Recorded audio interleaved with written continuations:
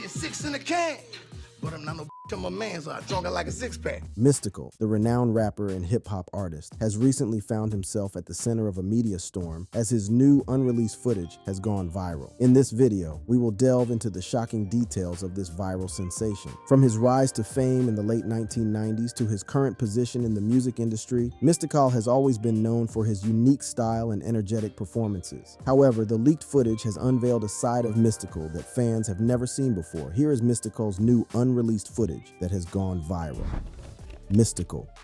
Born Michael Lawrence Tyler on September 22, 1970, in New Orleans, Louisiana, Mystikal grew up in the city's 12th ward. His father, who ran a small neighborhood store, tragically passed away when Mystikal was just 7 years old, leaving a void in his life that would shape his future. As a teenager, Mystikal attended Cohen High School, where he honed his skills as a rapper and performer. His talent and passion for music were evident from an early age, and he quickly gained a reputation as a dynamic and charismatic artist. It was during this time that Mystikal had the opportunity of a lifetime to open for legendary acts Run DMC and Doug E. Fresh at an outdoor concert at the Trim Center. Little did Mystikal know that his performance that day would change the course of his life forever. In the audience was Leroy Precise Edwards, the house producer for Big Boy Records, a New Orleans-based independent record label. Impressed by Mystikal's raw talent and electrifying stage presence, Edwards saw something special in the young rapper and wasted no time in offering him a contract. In 1994, Mystikal released his debut album, simply titled Mystikal, under Big Boy Records. The album was a game changer for Mystikal, catapulting him into the spotlight and earning him widespread recognition within the music industry. It quickly became one of Big Boy's most successful albums, showcasing Mystikal's unique style and setting the stage for his future success. With tracks like Y'all Ain't Ready Yet and Here I Go, Mystikal's debut album showcased his brash and energetic vocal delivery, characterized by a distinctive rasp that set him apart from other artists of the time. His lyrics were raw and unapologetic, reflecting the realities of his upbringing in New Orleans and the challenges he faced along the way. But it wasn't just Mystikal's vocal prowess that captivated audiences. It was his ability to connect with his listeners on a deeper level. His music spoke to the struggles and triumphs of everyday life, resonating with fans who saw themselves in his lyrics. Mystikal's authenticity and raw emotion made him a relatable figure in the world of hip-hop, and his debut album served as a testament to his talent and potential. The success of his debut album laid the foundation for Mystikal's future endeavors and opened doors for collaborations with other notable artists. However, it was also during this early phase of his career that Mystikal found himself embroiled in conflict with fellow New Orleans rappers signed to rival Cash Money Records, including UNLV and the Bee Gees. Diss tracks like Drag 'Em in the River by UNLV and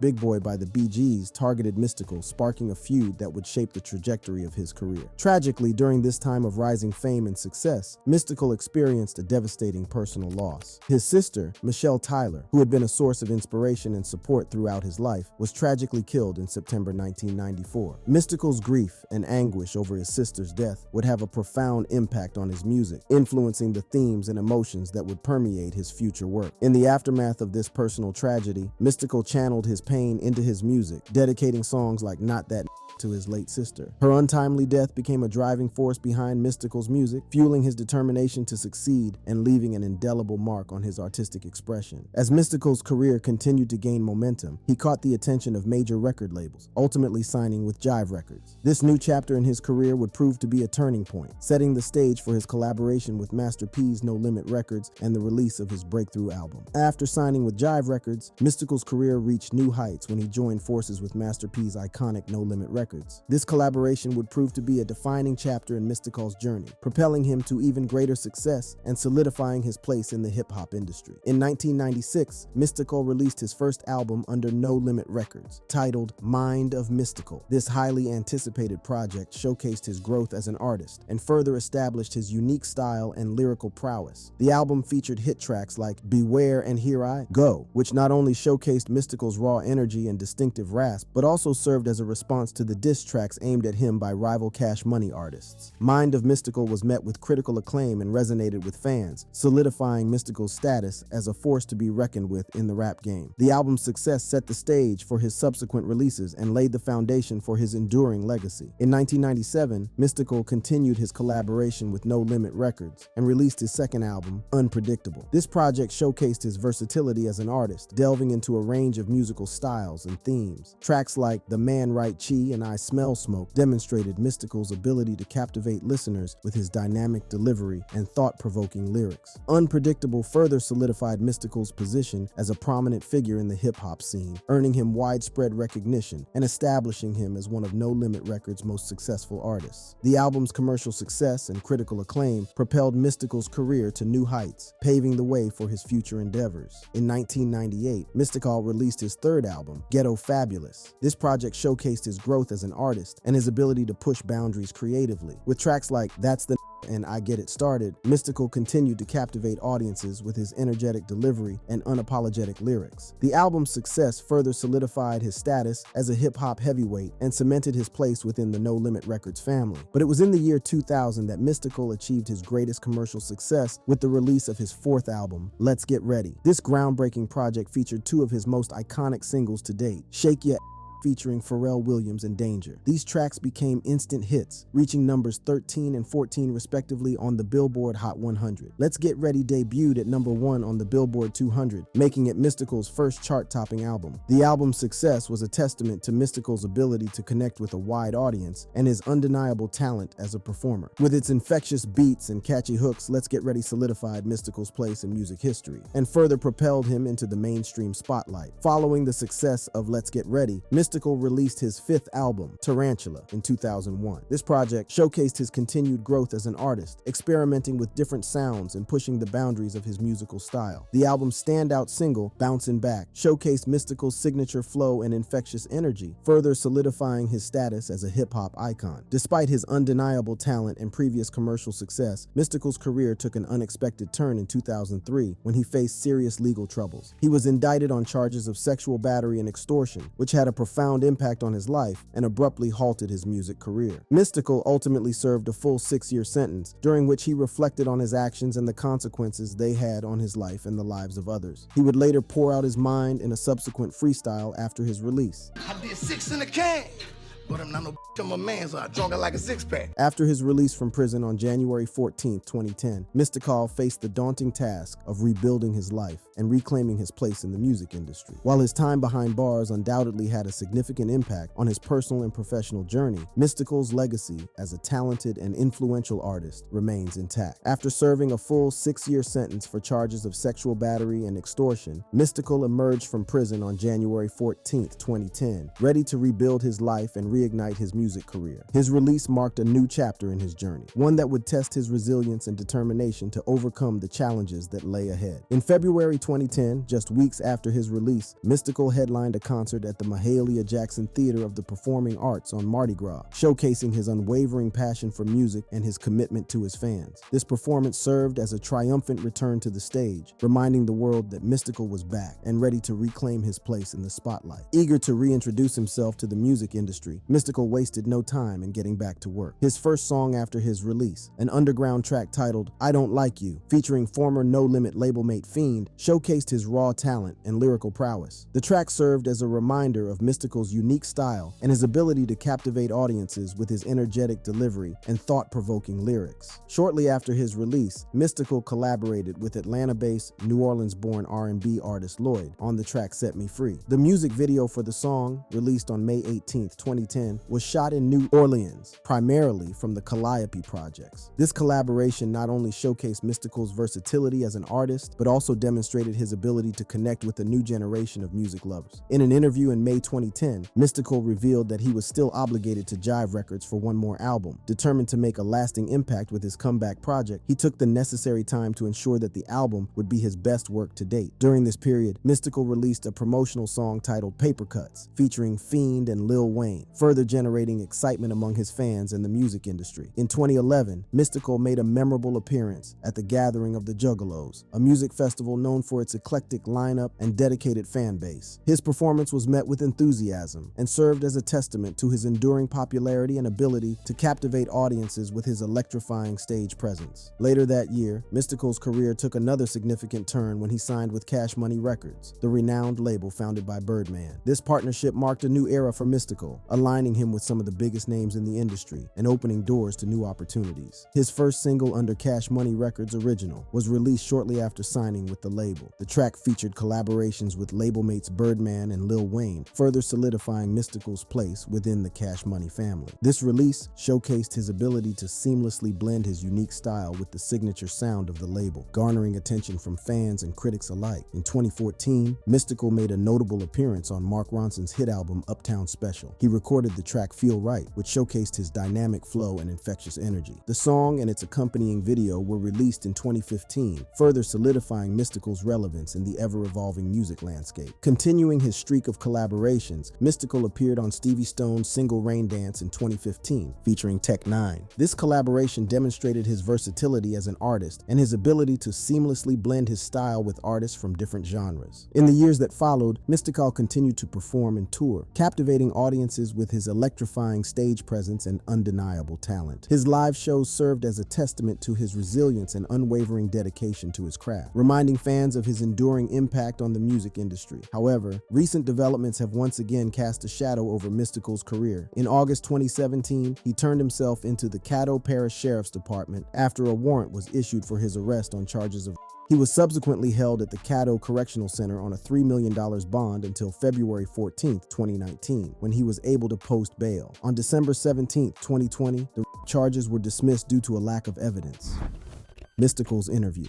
After Mystikal's release from prison, he sat down with DJ Vlad and talked about his time in jail. According to him, after serving his time behind bars, Mystikal faced the daunting task of readjusting to society. The transition from prison life to the outside world was nothing short of a culture shock for the rapper. In this section, we will delve into the challenges he encountered, the emotions he experienced, and the journey he embarked upon to rebuild his life. Upon his release, Mystikal found himself in a world that had moved on without him. He describes the experience as being thrust into a time warp, feeling like a character from a movie who had fallen behind the fashion, culture, and music trends. He vividly recalls the iconic scene from I'm Gonna Get You Sucker, where a pimp struts out wearing extravagant fish tank shoes on platform heels. Mystikal felt completely out of touch, realizing that he had a lot of catching up to do. The rapper admits to feeling lost and disoriented during the initial stages of his readjustment. He had been disconnected from the outside world for a significant period, focusing solely on surviving within the confines of prison. Trying to navigate the fast-paced streets while simultaneously rebuilding his career was a daunting task. Mystikal had to keep his eyes focused on his own journey, unable to pay attention to the streets and the music scene simultaneously. The weight of the time he had lost weighed heavily on Mystikal's shoulders. He recalls sitting in front of a clock, watching as 6 years elapsed before his eyes. It was a stark reminder of the years he had innocently lost, and the realization hit him like a ton of bricks. However, amidst the struggle, Mystikal managed to find solace in the mirror. He would look at himself and affirm that he was still good, that something positive would come from his experience. One of the most significant challenges Mystikal faced during his readjustment was being away from his children. He reflects on the heart-wrenching moments of having to explain to his young children why he had to leave and the pain of missing out on their precious years of growth and development. When he left, they were just 2 and 3 years old, and he vividly remembers the heart-to-heart conversations he attempted to have with them before his departure. He reassured them that he would come back, expressing his love and longing for them. As he navigated the complexities of readjusting to society, Mystikal also had to grapple with the disappointment and frustration of feeling betrayed. He recalls his mother's words, reminding him of the hard work he had put into his career and the generosity he had shown to others. Mystikal had always been a free-hearted individual, giving so freely to those around him. However, he couldn't help but feel let down by the quickness with which people turned their backs on him. Despite the challenges, Mystikal managed to maintain a positive outlook. He acknowledges that while he suffered monetary and material losses, he was grateful that he didn't lose his life or suffer physical harm. He recognizes the importance of perspective and gratitude, focusing on the fact that he still had his limbs and his ability to rebuild his life. In terms of his interactions with other prisoners and guards, Mystikal shares that he didn't face many problems. He made it a point to nip any issues in the bud, handling them himself. He describes his time in prison as a learning experience, comparing it to drinking a 6-pack of beer and feeling his chest grow bigger, even if he didn't develop a 6-pack of abs. Mystikal's resilience and determination were evident as he fought his own battles, not wanting to drag others into his his problem. Throughout his journey, Mystikal encountered a wide range of individuals in the prison system. He met clowns and individuals who seemed to have lost their way, but he also encountered many good-hearted people who were simply victims of their circumstances. Mystikal took it upon himself to bring light to the dark place that was prison. His survival and ability to inspire others became a beacon of hope for those around him. As he reflects on his time behind bars, Mystikal takes pride in the growth he achieved during his incarceration. He recognizes that not everyone makes it out of prison, and he cherishes the fact that he was able to come out on the other side with a renewed sense of self. Mystikal's journey of readjustment was a testament to his resilience and determination to rebuild his life. While serving his time behind bars, Mystikal endured numerous hardships and challenges. However, one experience stands out as the darkest and most difficult period of his incarceration. In this section, we will delve into the depths of this harrowing ordeal and the emotional toll it took on the rapper. Mystikal's worst experience in prison was the agonizing separation from his children. The pain of being away from them during their formative years was a constant source of heartache for the rapper. When he left, his children were just 2 and 3 years old, and he vividly remembers the heart-wrenching conversations he had with them before his departure. Sitting them down, he tried to explain that he would have to leave for a while, promising that he would come back and expressing his love and longing for them. However, the reality of being apart from his children was a heavy burden that weighed on Mystikal's soul. As the years passed, Mystikal missed out on the beautiful moments of his children growing up. He reflects on the pain of knowing that he wasn't there to witness their milestones, to guide them, and to be a constant presence in their lives. The thought of his absence during their crucial years of development was a constant source of regret and sorrow. During his time in prison, Mystikal found solace in the memories of his children. He cherished the moments they shared before his incarceration and held on to the hope that he would one day be able to make up for the lost time. The emotional toll of being away from his children was compounded by the realization that he couldn't be there to protect and guide them. Mystikal's mother had always instilled in him the value of hard work and the importance of taking care of his family. Seeing his children grow up without his guidance and support was a painful reminder of the responsibilities he had neglected. In addition to the emotional anguish, Mystikal also faced the harsh reality of the prison environment. However, he managed to navigate through these challenges with resilience and determination. He recounts instances where he had to confront and resolve conflicts, ensuring that he maintained his own safety and well-being. Despite the hardships, Mystikal found solace in his own personal growth and the impact he had on those around him. He became a source of inspiration for fellow inmates who marveled at his ability to survive and thrive in such a challenging environment. However, after his incarceration, his release and subsequent denial in the press, another woman has come out with a sexual assault against him. This time he faces the possibility of a life sentence.